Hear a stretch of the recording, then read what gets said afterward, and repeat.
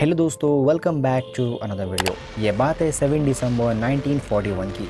US navy के base पर एक बड़ा अटैक होने वाला था, जिसके बारे में यूएस नेवी को कुछ भी नहीं पता था।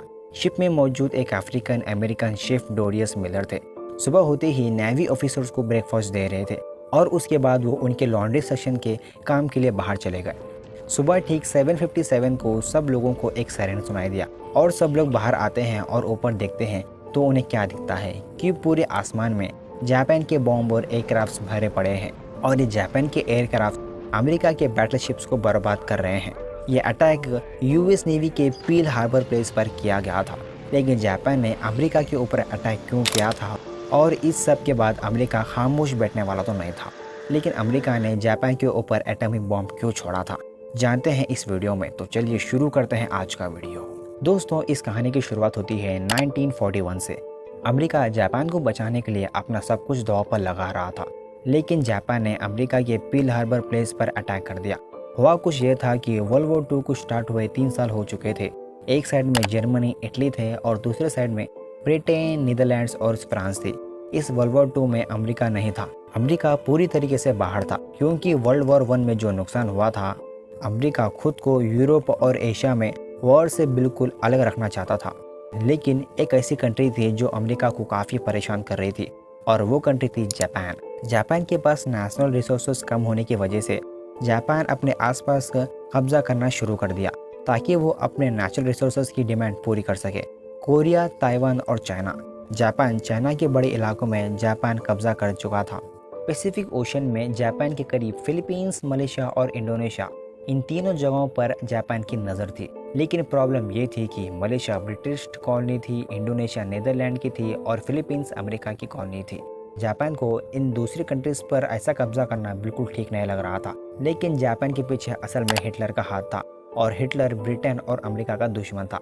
जापान की यह हरकत देखकर अमेरिका ने जापान को ऑयल देना बंद कर दिया। जापान के पास अपना खुद का ऑयल नहीं था, बल्कि जापान 80% ऑयल अमेरिका से एक्सपोर्ट कराता था। अमेरिका ने जापान के सामने ये कंडीशन रखी कि जापान को पहले चाइना में अपना कब्जा छोड़ना पड़ेगा, फिर जाकर उसको ऑयल दिया जाएगा। जापान के लिए ये एक बहुत ही मुश्किल फैसला था। एक तरफ जापान अपना कब्जा छोड़ता तो दुनिया समझती जापान के पास हिटलर का सपोर्ट होने के बावजूद जापान अमेरिका से डर गया। दूसरी तरफ ऑयल था, जिससे जापान कमज़ोर हो रहा था। फिर जापान ने यह फैसला किया कि वो चाइना से अपनी आर्मी नहीं बुलाएगा, और अंदर ही अंदर उसने प्लान बनाया कि वो ऑयल के लिए इंडोनेशिया पर कब्जा करेंगे।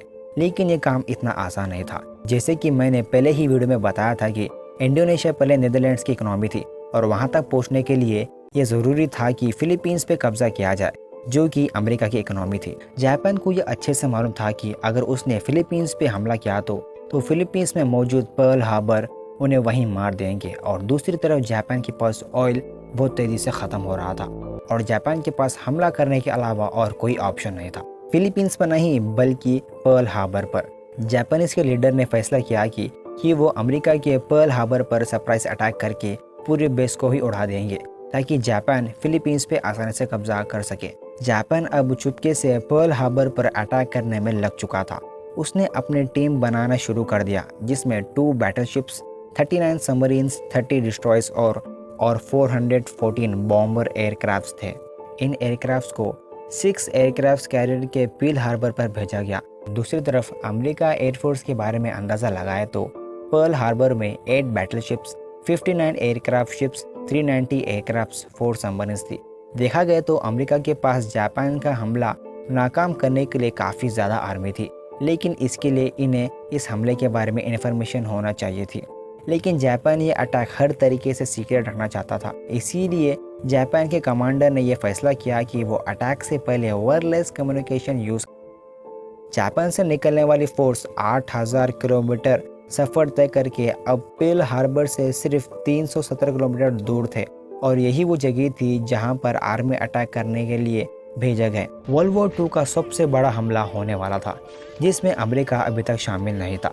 7 दिसंबर 1941 की सुबह को 7:57 को 350 जापानीज एयरक्राफ्ट ने 2 अलग अलग ग्रुप में अमेरिका के पर्ल हार्बर पर अटैक किया। अमेरिका वाले, जिनको इनके बारे में कुछ भी पता तक नहीं था, जापान के बॉम्बर के एयरक्राफ्ट ने बॉम्ब की बारिश कर दी।